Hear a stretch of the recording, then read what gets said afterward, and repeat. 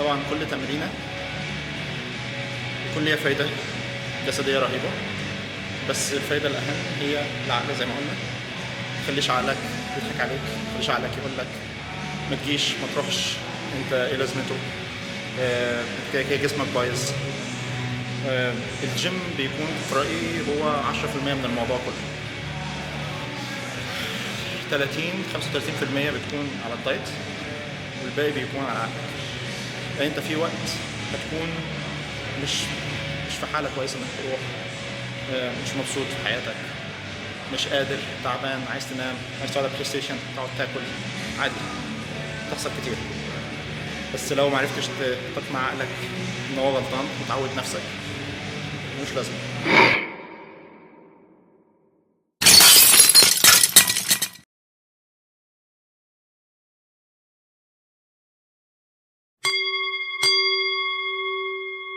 دلوقتي انت عايز تعرف ازاي انت بتحاول تعمل كل حاجه صح وبرضه مش عارف تخس، وده في شويه غلطات انا كنت عاملها في الاول يمكن احاول افيدك بيهم. سيستم بسيط انا قلته في فيديو قبل كده، بس النهارده ان شاء الله هعمله بطريقه تكون اوضح شويه لان انا في الجيم. اول خطوه تكون الكارديو اللي هي انا هحطها في الفيديو. انا اوريدي عملتها نص ساعه. الماشين بتكون انكلايند لفوق 11 ونص، وبتكون السرعه 3، ولازم تكون ضربات قلبك 135 لفوق. طبعا دي حسبه كده هبقى احطها على حسب وزن جسمك. بيقول لك درجه انك انت تحرق فات، تحرق دهون تكون امتى. انا بالنسبه لي بتكون 135. بعد كده هتخش في السيستم اللي هو البوش بول ليجز. ده سيستم جديد انا مجربه، سمعت ان هو كويس، كذا حد قال لي عليه، ومعظم الناس دلوقتي بتعمله بالطريقه الجديده. بدل ما كنت كل يوم بعمل يوم للدراع، يوم للكتف، يوم للظهر، فبقيت بتعمل ميكس شويه. النهارده هيكون تاني يوم بوش في الاسبوع، اللي هو هيكون للشولدرز وهيكون للترايسبس، الكتف والترايسبس. هنجرب هنشوف. دلوقتي الساعه 3:15 بالليل، فاحنا في الجيم دلوقتي انا ومراتي العزيزه بتصورني، و بنحاول ان احنا عشان نيجي عشان يكون الجيم فاضي، عشان طبعا دي حاجه صعبه انك تلاقي الجيم فاضي والجيم 24 ساعه، فالصوت عالي، المايك مش شغال، فبنحاول نعمل نقدر عليه. فاول تمرينه بعد الكارديو طبعا ما تكون سخنت وكل حاجه وشربت ميتك، يكون الشولدر بريس. نقعد على الكرسي نعمل شولدر بريس، فهنعمل دلوقتي وبعدين نخش على الباقي.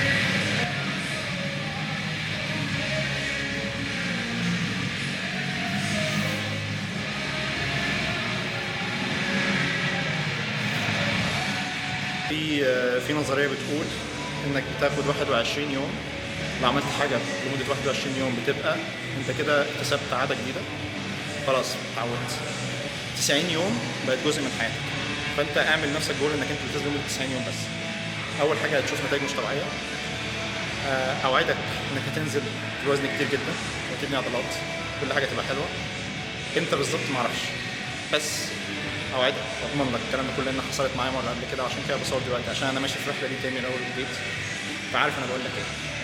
طبعا التمرين اللي عملت دوت للكتف بتبقى فارد ظهرك وبترفع لفوق، بالتالي هي بتكون دي، وده بيكون اول تمرين بوش علشان تبني دراعك.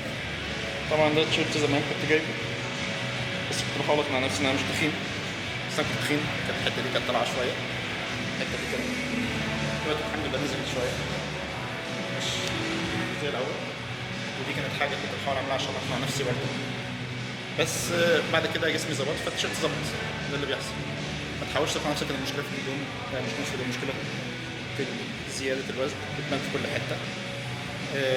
مش هتشوفها في ساعتها، في اوقات تبقى كل حاجه صح، الميزان بيقول لك انك انت وزنك قل كل حاجه، بس انت مش شايف نفسك، وده معناه انك انت لازم بس تثق في الرحله اكيد. طالما انت بتعمل كل حاجه صح مش حاجه تقدر تعملها 100% نتائج هتلاقي، وده منطق انا مشيت بيه طول حياتي وافضل مكمل بيه ان شاء الله. فدي كانت اول تمرينه. بعد كده نخش على اللي بعدها. انا خلصت يومي، كان ممكن اروح البيت انام، وممكن اروح اعمل اي حاجه على البلاي ستيشن، اروح اكل اي اكل يكون بيريحني او يحسن من مودي او ايا كان، بس اخترت اكون هنا عشان احسن من حد، بس عشان لما توصل لمرحله معينه انك انت التزمت فتره كبيره، تستحرم انك انت تضيع اي مجهود انت عملته في اي حاجه فاشله. ضميرك بيبدا يأنبك انك انت بطلت تتمرن. تبدا تشوف ان في شويه تحسن حتى ولو هو مش البيرفكت، يعني اللي هو اللي انت عايز توصل. انا مش بيرفكت، في حاجات اكيد بعملها غلط، في وزن لسه ما نزلش، فاعتبر ان دي مساعده زي ما انا بحاول اساعد نفسي، بحاول اساعدك. لو في اي حاجه غلط بعملها طبعا يعني مش محتاج اقول اللي عايز حاجه بيقولها. التمرين ده كان في الترايسبس، تعمل منه 3 عدات 3 سيتس، كل عده من 10 ل 12. مش شرط تبدا تقيل طبعا، مش شرط تبدا خفيف، ابدا باللي يخليك حاسس ان في ضغط. تبدا من اول عده في 10 12 تبدا تحس بيه هنا العضله دي، ودي يعني الدراع كله بيتكون من العضله دي بنسبه كبيره.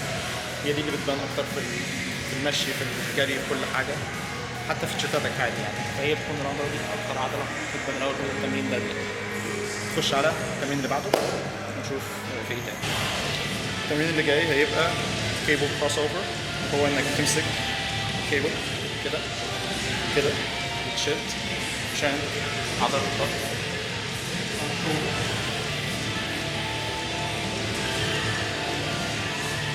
وده هيبقى تالت تمرين البوش. طبعا مش بحط اوزان لان كل واحد الوزن بتاعه، بس هو الوزن مش هيكون تقيل قوي، ده كده بوش جامد، وهي لازم يكون في مستوى كده، مستوى شعرك. هنجرب دلوقتي ونشوف هيحصل كده.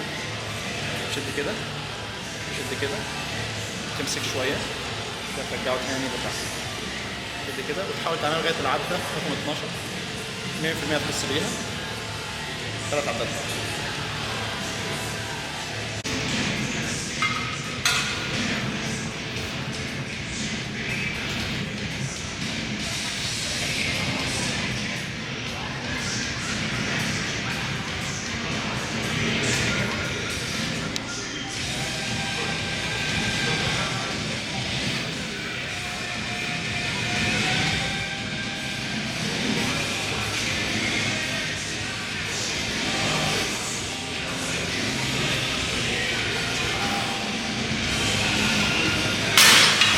التمرين ده ترايسبس تاني،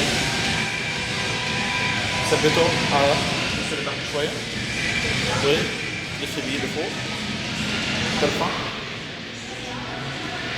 عشان العضلة دي ترفع لفوق، نزل بالراحة. وده يبقى تمرين للترايسبس 3 عدات في 12. المفروض تحس بيها برضو من أول ست برضو.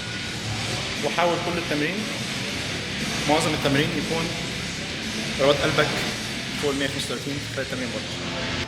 ده اخر تمرين معانا، وهيكون برضه للكتف. طبعا ده التمرين اللي بيفوق اي حد فاكر نفسه ان هو بقى قوي، وهو lateral raise. ان انت مهما بقيت قوي مش هتعرف تشيل كتير قوي على كتفك. فانا اعلى حاجه بشيلها بصراحه هي 25 باوند لان مش بقدر. ترفع، تثبت، تنزل كده، تحس بدور 3 عدات 12.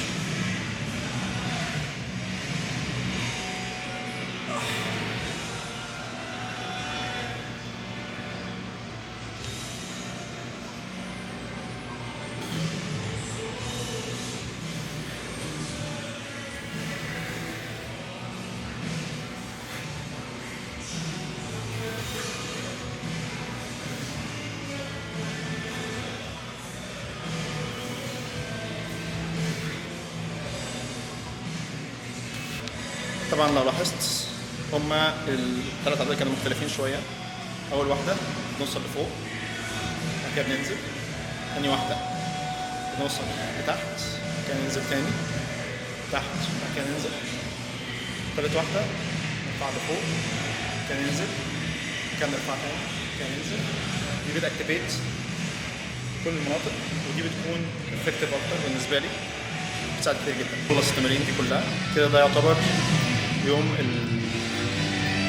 البول الثاني، لا بوش تاني اللي هو هيبقى كتف وترايسب. كتف المفروض حاسس بيه بعد تمرين شويه. طبعا لون ولون عشان الشمس، فالشغل كان شويه الشمس. وبعد ما بتخلص بتروح البيت تاكل وجبه بروتين محترمه، مفيش سكر غير من الفواكه، الفراولة، البلو بيري، راسبيري، بلاك بيري، توت، ايا كان. لازم يكون نوع من انواع البيريز، ما تاكلش منها كتير، يعني ما يكفي مثلا حبة في ايدك تاكلهم. مع لو عندك بروتين واي او ايا كان نوع البروتين بتحطه مع زبادي طبعا بدون طعم بدون سكر، وتاكله لما بتنام. ده بيساعد جسمك ان هو يريكفر، بيساعد جسمك ان هو العضلات تريح شويه وتكون جاهزه لبكره اليوم تاني. التمرين ده بيكون 6 ايام في الاسبوع، يعني ما تريحش الا يوم واحد بس. ريحت اكتر من كده كانك ماشي، كانك قطر ماشي على تراك معين وقعت مع التراك ده، لازم تفضل رايح مهما كان الثمن. الساعه دلوقتي 37 دقيقة بالليل، يعني أنا بكرة أجازة طبعا فده سبب الصيام، بس أنا خلصت يومي. كان ممكن أروح بيت أنام، كان ممكن أروح أعمل أي حاجة على البلاي ستيشن، أروح أكل أي أكل يكون بيريحني أو يحسن من مودي أو أيا كان، بس اخترت أكون هنا عشان أحسن من حد، بس عشان لما توصل لمرحلة معينة إنك أنت التزمت فترة كبيرة تستحرم إنك أنت تضيع أي مجهود أنت عملته في أي حاجة فاشلة. ضميرك بيبدا يأنبك انك انت بطلت تتمرن. تشوف ان في شويه تحسن حتى ولو هو مش البيرفكت يعني اللي هو اللي انت عايز توصل له، بس تكون عايز اكتر. ولازم يكون عندك ميزان عشان تتابع الارقام، لازم تكون ماشي بارقام عشان الارقام هي اللي بتكتب. جسمك مش هيوريك كل حاجه من اول شهر، الارقام هي اللي هتوريك. كل ما الارقام بتنزل وزنك كل ما بيبان انك انت مش على الطريق الصح. بس ممكن الارقام ما تنزلش، ممكن جسمك ما يتغيرش، بس ده مش معناه انك توقف. ممكن تبقى ماشي كويس، ممكن يجي لك لحظه تضعف انك تاكل حاجه مش المفروض تاكلها، مش معناه انك توقف، معناه انك تكمل عادي. غلطات بتحصل عادي، احنا كلنا بنغلط، بس انك تفوت يوم اوكي ممكن نقول غلطه، تفوت يومين بقت عاده. فحاول ما تفوتش اي يوم، تفضل مكمل، واوعدك هتشوف نتائج. ولا انا مش مدرب ولا اي حاجه، انا واحد عادي مش عارف احارب فكره ان انا ابطل اكل، مش عارف احارب فكره ان انا ابطل كسل، مش عارف احارب فكره ان انا مشغول طول الوقت فعندي اعذار كتير انا ما اروحش. بس قررت ان انا احارب لان انا عايز احسن من نفسي وعايز احسن من شكلي وعايز احسن من دماغي. فانا شايف ان انا زي ما انا قدرت اعملها، وانا كنت تقريبا 260 باوند، معرفش كام كيلو، حبه كبار يعني، واحط صورتي قبل كده. نزلت وبعد كده وقعت تاني وزدت تاني، فبحاول اعوض تاني. فالمره دي انا هحاول افيد كل شخص اقدر افيده، وهحاول ارد على كل اسئله لو في اسئله. من فضلك لو عجبك الفيديو دوس لايك، سيب كومنت في اي سؤال عندك او اي تعليق او اي حاجه محتاج احسنها. عارف ان الصوت عالي شويه في الجيم في اغاني، بس انا بحاول اشتغل ان انا اصلح المايك اللي عندي وايرلس عشان اعرف اتكلم بوضوح. اعمل سبسكرايب عشان اقدر انزل فيديوهات كل اسبوع، لان دي حاجه انا بحب اعملها، وجميل ان الواحد يشوف نتائج الشغل اللي هو بيعمله والتعب اللي هو بيعمله والسهر اللي هو بيعمله في الايديتنج وفي التصوير وفي التعب وفي كل حاجه. حتى لو محدش هيتفرج على الفيديو او حتى لو محدش هيستفيد منه، على الاقل ده هيبقى حاجه هتفوق حاجه في دماغك، هتصحي حاجه، في حاجه هتنور، اللي هو طالما الشخص ده قادر يعملها يبقى انا اكيد اقدر اعملها. وتابع معايا وهتشوف، هتلاقي ان النتيجه هتبقى قريبه. انا عارف ان انا هوصل اللي انا عايز اوصل له، ان انا انزل 20 باوند، وساعتها انت ترجع تشوف فيديوهات القديمه، ترجع تقول هو عمل كده ازاي، وهتخش تشوف. فخليك معايا على الطريق وان شاء الله تستفيد زي ما انا استفدت. شكرا.